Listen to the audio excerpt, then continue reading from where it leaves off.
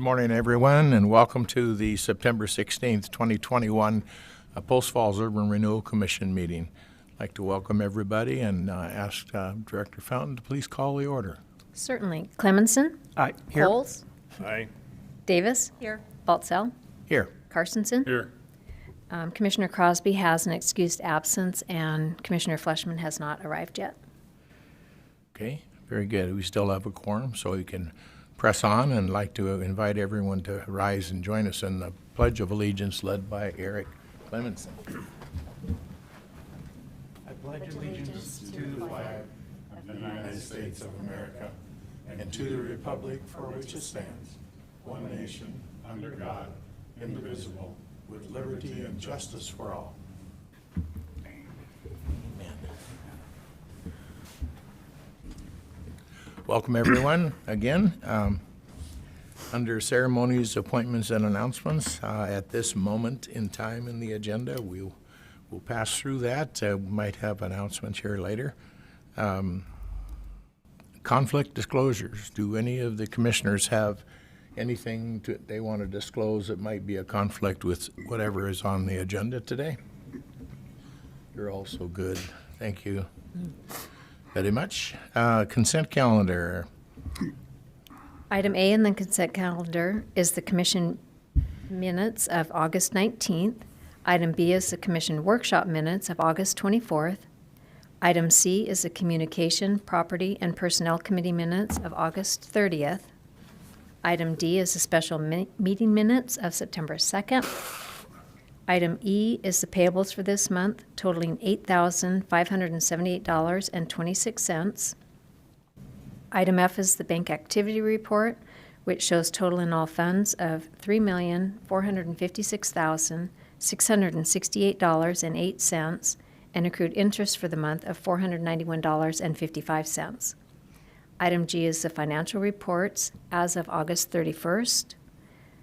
Item H is the fiscal year 2022 legal services contract, which remains the same at $25,000.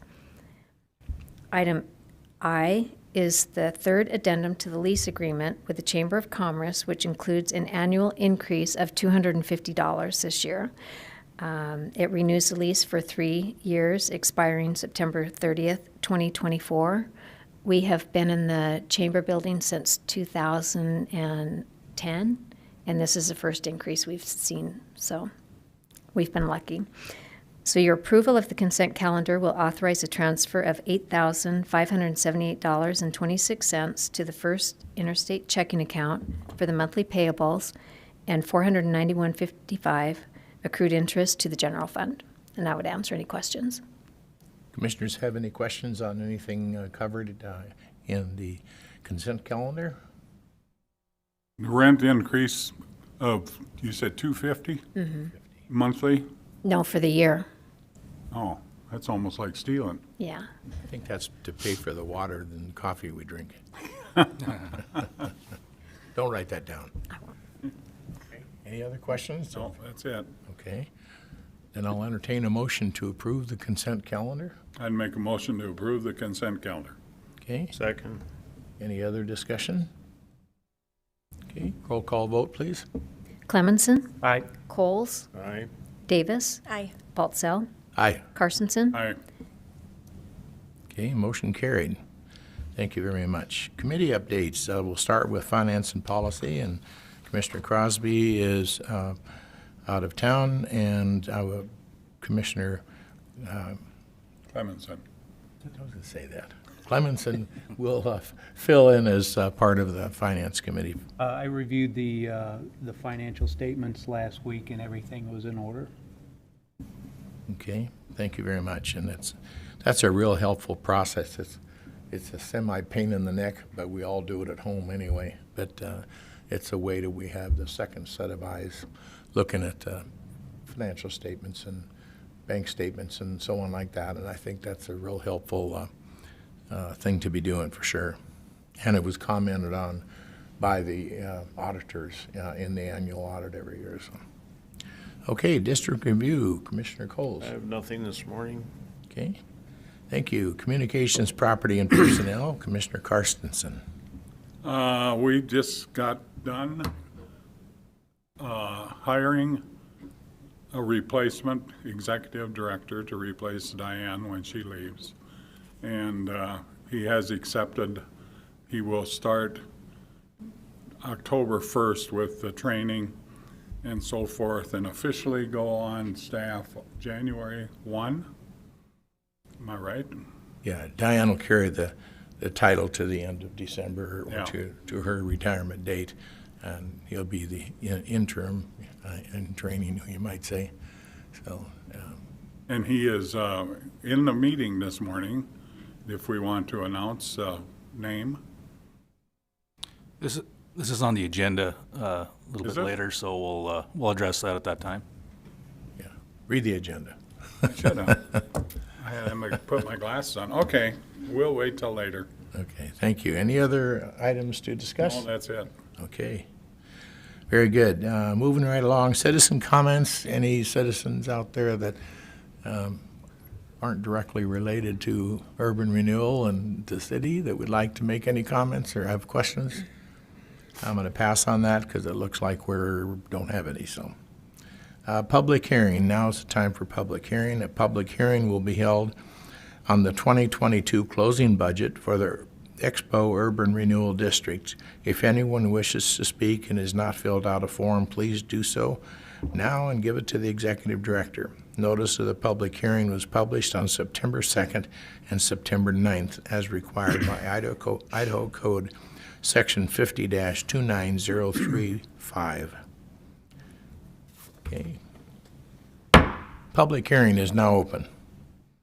Director Fountain will present the 2022 closing budget for the Expo Urban Renewal District.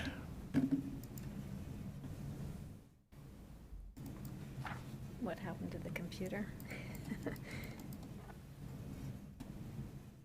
Excuse me.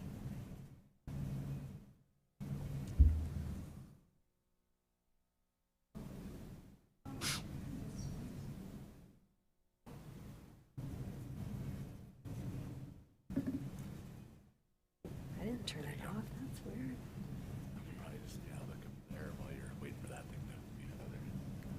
Sorry about that.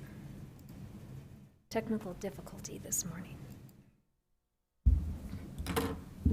Okay, I will, first of all, I'll give a brief presentation of the Expo Urban Renewal District, which is located in the western portion of the city. We have Celtice Way to the north, Pleasant View Road to the east. It borders I-90 on the south and over to Beck Road on the west. The Expo Urban Renewal District was created in 2001 and encompasses 236 acres. The district was formed under the competitively disadvantaged border community provisions of the Urban Renewal Act to create jobs, address road and traffic issues, and extend public infrastructure. The major goals for the district were to stimulate industrial expansion in the western portion of the city, enhance the area for industrial and manufacturing development, and improve public infrastructure. In 2018, Jacqueline Road and Expo Parkway were extended and now provide full connection between Pleasant View and Beck Road. Love's Travel Center opened in 2011, and I looked, the cost of gas was $3.59, so it hasn't changed much. Many new businesses have located in the Expo Commerce Park, including Specialty Construction Company, Triple V Plumbing, Romney Motion, Flippin Storage, Fortress Business Systems, Precision Precast Erectors, Momentum Inc., Livingstone Granite and Cabinets. There's a truck insurance office and Pleasant View Surgical Center located on Expo Parkway. And Summit Mold is currently expanding their facility along Celtice Way. Kenworth Truck Sales has begun construction on Expo Parkway, and there is an industrial building being constructed along Innovation Way. Over the 20-year life of the district, the assessed value has risen from the base of $4.7 million to $68.5 million today. New legislation this year limits the amount of new development within an urban renewal district upon closure to 80% of the taxable value, which will result in $455,000 per year in tax revenue that will be available for the taxing entities to take on their budgets. The process of closing an urban renewal district begins with a presentation of a closing budget, which we have before you today. J.R. Watson and Associates is the proponent. The district was created in 2001 with a term of 20 years, expiring November 6th, 2021. The total amount of public infrastructure to date is $4,462,492. By law, the Urban Renewal Agency may collect increment through 2022 since property taxes are paid in arrears. This will be the case in the Expo Urban Renewal District. The projected tax increment for fiscal year 2022 is $569,210, all of which will be used to reimburse the proponent for public infrastructure. This will be the 5th Urban Renewal District to close in Post Falls. Okay. Do you have any questions from any citizens submit questions on their forms, Diane, that you know of? There's no forms. Okay. If there are no questions from the citizens, that was a really good recap. I appreciate it. And just shows how successful urban renewal districts can be if they're properly managed and developed the way they say they're going to. So I now will close the public part of the hearing and open the commissioner deliberations and action. We will now move to unfinished business. Commissioners, any questions or anything to add?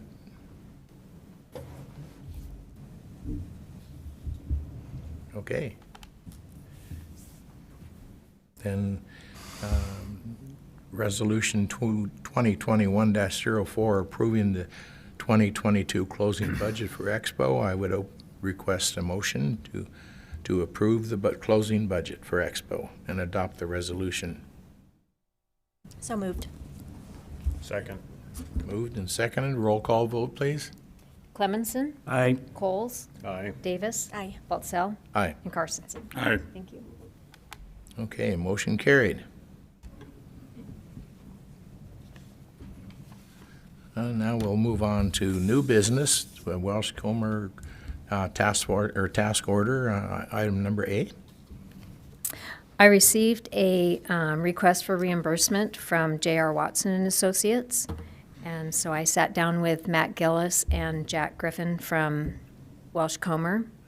The reimbursement submittal is for $228,861.60. It includes additional work along Creative Way, Expo Parkway, Jacqueline Road, as well as some bank charges that they would like reimbursement for. The current obligation in the Expo District is $451,177.17. As the projected increment is $569,210, the maximum that we will be able to reimburse out of this submittal will be $118,000. Okay. Very good. Any questions, further questions on that part? If not, I'd entertain a motion to approve the task order. So moved. Okay. Second. Moved and seconded. Any further discussion? If not, all in favor say aye. Aye. Aye. Pose same sign. Chairman, we need a roll call vote on that. I'm Oh, sorry. okay, excuse me. Roll call vote, please. Clemenson, Aye. Coles, Aye. Davis, Aye. Baltzell, Aye. and Carstensen. Aye. Thank you. Okay, motion approved. The second part under new business is the appointment of Joseph Johns to be our new executive director at the time that Director Fountain retires in early January. And he'll be coming on board effective the 1st of October, subject to receipt of the background investigation. Yeah, the background investigation that is currently underway. As soon as that is done, then we'll move forward with that. That's the only thing it's subject to, and we're looking forward to bringing Mr. Johns on in that position. Think he'll do a really good job, got great background and so on, but we'll need to have an action item to approve the recommendation that came out of executive session. So one comment, Chairman, spoke with the assigned detective at Post Falls Police Department that's doing the background investigation. He anticipates having that completed no later than a week from tomorrow, Oh, nice. and will report the results back to me, and I will share them with the committee. Yeah, excellent. And we would do the same with you, Mr. Johns, when the time is right for that. So anyway, we'll tentatively welcome you on board, but do it more enthusiastically come October 1. Looking forward to having you on board. And I know Diane is looking forward to working with you and about all the ins and outs of urban renewal. And she's done a wonderful job for us, and I'm sure you will as well. So anyway, that's a good thing. So I think we passed it already, so. I think we need Chairman, we need a motion. We didn't take that We motion yet, we did need a we? motion to Yeah. approve the appointment. So moved. Thank you. Second. Okay, moved and seconded. Let's do a roll call vote on that, please. Any further comments or questions? Okay, roll call vote, please. Clemenson. Aye. Coles. Aye. Davis. Aye. Baltzell. Aye. And Carstensen. Aye. Thank you. Motion carried. Okay, staff report and updates. Next month in October, we'll have a presentation from A&A Construction on the Idaho Veneer site. And then yesterday, I sat in on a meeting with the city and a developer who purchased the property at 3rd and Spokane Street in the downtown district also. And they are going to give a presentation either in October or November on that project and request urban renewal funding for projects in that, within their, that site. So anyways, that's all I have. Okay, good. Any questions on the staff report? Okay, commissioner comments? Pretty quiet today, must all have appointments. Okay, chairman comments, I would just like to add, appreciate all of the extra work that staff and commissioners have gone through for the past basically 2 months of working with a hiring process and making sure that we get all the right things done each time, and a lot of extra discussions and meetings and things, and I appreciate all that extra effort. So I just, we're always doing amazing things that I can see, and it's everybody putting in their effort and to move everything along in the right way and do it as best we can for our community. So I don't really have any other questions. There's a lot of people that are dealing with COVID right now in our county and our state and throughout the country, and I think we just need to be conscious of that and support people that we know and friends or relatives. Keep them in your prayers, and it'll go by as soon as we can get everybody vaccinated and get a handle on some of that. So that's it's been tough on a lot of folks that have lost friends and family members, and it's a tough time for that. So anyway, I don't have any other comments. I'm glad you're all here. I would entertain a motion to adjourn. So moved. Okay, moved, seconded. Second. Okay, moved and seconded. Any further discussion? If not, all in favor say aye. Aye.